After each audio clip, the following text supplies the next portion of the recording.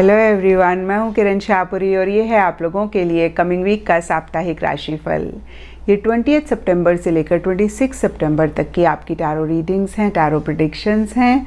और सबसे पहले, अगर अभी तक आपने इस चैनल को नहीं सब्सक्राइब किया तो प्लीज़ लाइक, शेयर और सब्सक्राइब करें। इसके साथ साथ अगर आप डेली टैरो रीडिंग में इंटरेस्टेड हैं तो आप मेरा इंस्टा पेज भी विज़िट कर सकते हैं, जिसका लिंक आपको नीचे डिस्क्रिप्शन बॉक्स में मिल जाएगा। और दूसरी बात, इस रीडिंग को आप किसी भी साइन के हिसाब से देख सकते हैं। Sun sign, moon sign, ascendant या फिर नाम के हिसाब से भी राशियां होती हैं, उसके अकॉर्डिंग भी आप इस रीडिंग को देख सकते हैं। और अगर आप मुझसे पूछेंगे तो मैं आपको यही कहूँगी कि जिस साइन को आप अभी तक फॉलो करते आ रहे हैं या फिर जिस साइन के हिसाब से आप अभी तक अपनी रीडिंग्स को देखते आ रहे हैं, सुनते आ रहे हैं, आप उसी साइन को फॉलो करें। तो चलिए जी, शुरू करते हैं कमिंग वीक का साप्ताहिक राशिफल। तो चलिए कैप्रिकॉन्स, आप लोगों के लिए देखें कि कमिंग वीक क्या लेकर आ रहा है, क्या एनर्जीज़ हैं। तो आप लोगों के लिए प्रोफेशनल फ्रंट के लिए कार्ड्स हैं the devil, reverse and by the book.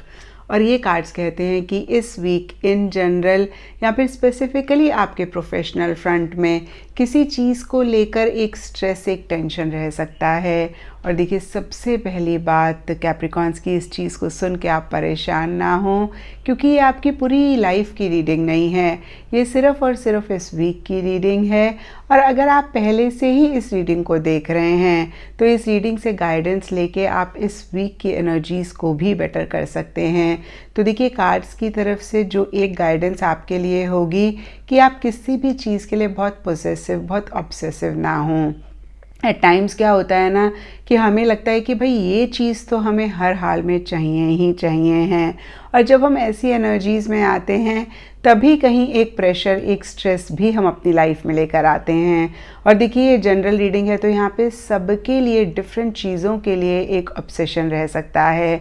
कुछ लोगों के लिए हो सकता है कि भाई हर हाल में मुझे सक्सेस तो चाहिए ही चाहिए हैं। कुछ लोगों के लिए हो सकता है कि भाई नेम, फेम आप चाह रहे हैं। कुछ लोगों के लिए हो सकता है पावर, पोजीशन, अथॉरिटी आप हर हाल में चाह रहे हैं। कुछ लोगों के लिए कोई मटेरियलिस्टिक चीज़ या पैसा हो सकता है जो आपको लग रहा है कि भाई हर हाल में मुझे चाहिए।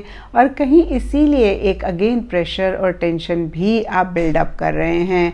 तो फिर से मैं कहूँगी कि इस चीज़ को आपने ओवरकम करना है।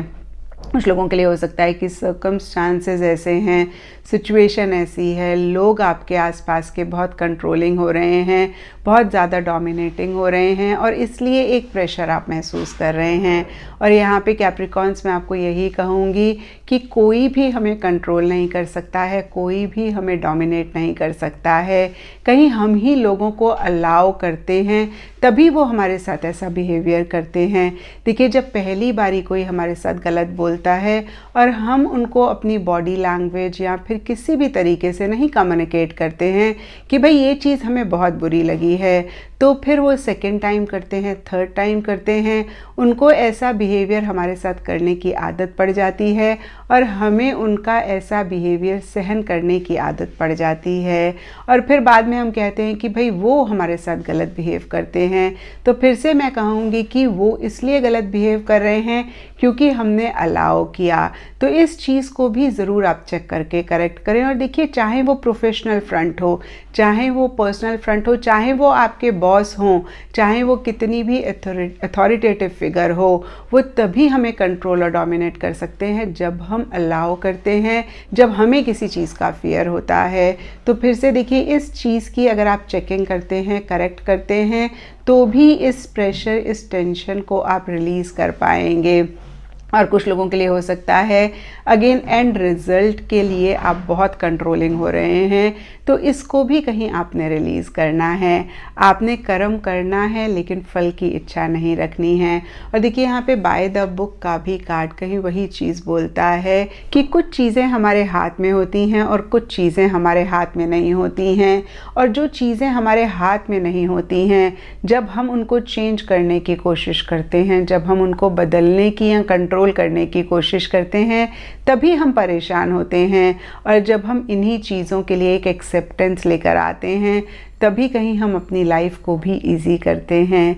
देखिए सूरज गर्म है, हम कभी भी उसको ठंडा करने की कोशिश नहीं करते। ये एक यूनिवर्सल फैक्ट है और इसको हम एक्सेप्ट करते हैं। और जब भी हमें सूरज की गर्मी से प्रॉब्लम होती है तो हम कैसे उसकी गर्मी से बचें, हम उसके ऊपर फोकस करते हैं बजाय उसको ठंडा करने के। इसी तरीके से देखिए कुछ चीज़ों के लिए अगर आप एक्सेप्टेंस लेकर आएंगे तो भी आप ये स्ट्रेस और टेंशन को काफ़ी हद तक रिलीज़ कर पाएंगे। एंड पर्सनल फ्रंट के लिए आप लोगों के लिए कार्ड्स हैं 4 ऑफ सोर्ड्स एंड ब्लेस्ड। देखिए 4 ऑफ सोर्ड्स का कार्ड कहता है कि इस वीक आप एक्टिवली किसी भी चीज़ में, स्पेशली अपने पर्सनल फ्रंट में पार्टिसिपेट नहीं कर रहे हैं, इन्वॉल्व नहीं कर रहे हैं। कहीं आप बैक सीट लेते हुए दिख रहे हैं, कहीं आप चीज़ों को और ऑब्ज़र्व करना चाहते हैं। और देखिए इसके लिए सबके लिए डिफरेंट रीजंस हो सकते हैं। कुछ लोगों के लिए हो सकता है कि पीछे आपने बहुत एफर्ट किया, बहुत मेहनत करी और इस वीक आपको ऐसा लग रहा है कि भाई आप थोड़ा सा तो रेस्ट करना चाहते हैं, आप थोड़ा सा आराम करना चाहते हैं। कुछ लोगों के लिए हो सकता है कि तबीयत के पॉइंट ऑफ व्यू से आप 100% नहीं महसूस कर रहे हैं और इसलिए आप किसी लेवल पे आराम कर रहे हैं। कुछ लोगों के लिए इन जनरली हो सकता है कि आपका किसी भी चीज़ में इन्वॉल्व करने का या पार्टिसिपेट करने का मूड नहीं है। तो जो भी हो देखिए आप एक रेस्टिंग मोड में मुझे दिख रहे हैं, आप आराम करते हुए दिख रहे हैं। और मैंने हमेशा कहा है कैप्रिकॉन्स कि ये टाइम टू टाइम करना बहुत इम्पॉर्टेंट होता है। स्पेशली जब हम थके हुए होते हैं तो अपनी बैटरीज़ को चार्ज करना, अपने आप को रिजुविनेट करना बहुत इम्पॉर्टेंट होता है। और कुछ ऐसा ही आप लोग करते हुए भी दिख रहे हैं।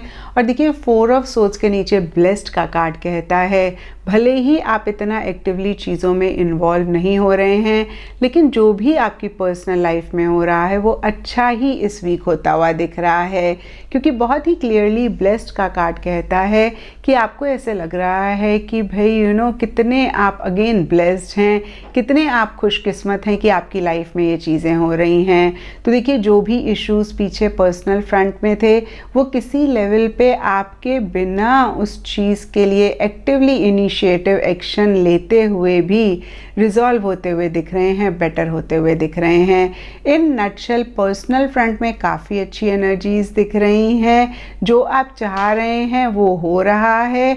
और कहीं प्रोफेशनल फ्रंट में अगेन मैं कहूँगी कुछ इश्यूज़, कुछ मसले हैं जिसके लिए मैंने आपको बहुत से तरीके बताए कि कैसे आप उसको ठीक कर सकते हैं। एंड गाइडेंस से आप लोगों के लिए कार्ड है वुम्बैट स्पिरिट और ये कार्ड कहता है बी एट होम। तो देखिए क्या होता है ना Capricorns, most of the times या हमेशा ही जो भी हमारी लाइफ में हो रहा होता है हम खुद के लिए बहुत क्रिटिकल होते हैं, हम खुद के लिए बहुत जजमेंटल होते हैं। एट टाइम्स अगेन मैं कहूँगी कि हम खुद के लिए बहुत हार्ड होते हैं। और यहाँ पे ये कार्ड कह रहा है कि इस वीक बहुत इम्पॉर्टेंट है कि आप अपने लिए एक एक्सेप्टेंस लेकर आएँ, अपनी हर चीज़ को आप अप्रूव करें।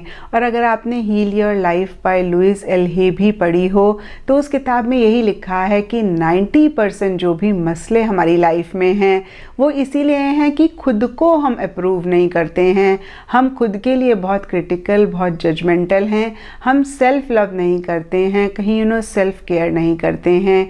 तो इस वीक इस चीज़ का भी आपने बहुत ख्याल रखना है। अगेन मैं कहूँगी कि जो भी हो रहा है आपने खुद को एक्सेप्ट करना है, आपने खुद के लिए क्रिटिकल और जजमेंटल नहीं होना है। और अगर आप ऐसा भी करते हैं तो इस वीक की एनर्जीज़ को आप बेटर कर पाएंगे। एंड एस्ट्रोलॉजी से आप लोगों के लिए स्कॉर्पियो राशि का कार्ड है। इसके हिसाब से रेड कलर इस वीक आप लोगों के लिए लकी रह सकता है। एंड सिग्निफिकेंट डे आप लोगों के लिए होगा ट्यूसडे। तो ये था कैप्रिकॉन्स आप लोगों के लिए कमिंग वीक का साप्ताहिक राशिफल। और नीचे मुझे कमेंट सेक्शन पे ज़रूर बताएं कि ये कितना आपके साथ रेजोनेट किया, कितना आप कनेक्ट कर पाए।